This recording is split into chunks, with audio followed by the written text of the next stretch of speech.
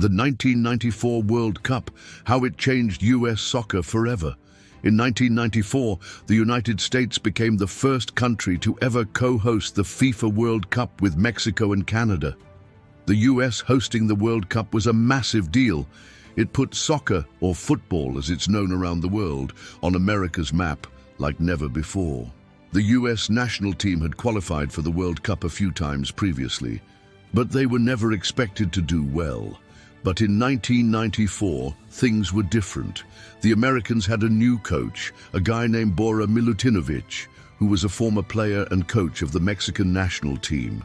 In his 2 years leading up to the World Cup, he had transformed the team's mentality from underdogs to contenders. The Americans started the group stage of the World Cup with a 1-0 victory over their regional rivals, the Mexicans. They followed that up with a 2-1 win against the Colombian national team and a scoreless draw against Switzerland.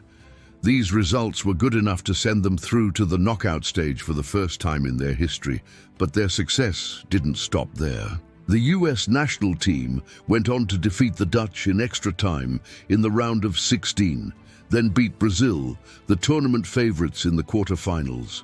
This is the furthest the US has ever gone in a World Cup. The atmosphere inside the stadiums was electric. The Americans had passionate fans, and the vuvuzelas were deafening. It really was a sea of sound. The US would go on to lose in the semi-finals to Brazil, but they had already secured their place in soccer history. In the end, Brazil would lift the trophy after defeating Italy in a penalty shootout. But for the Americans, this tournament was just the beginning. The legacy of the 1994 World Cup lives on to this day.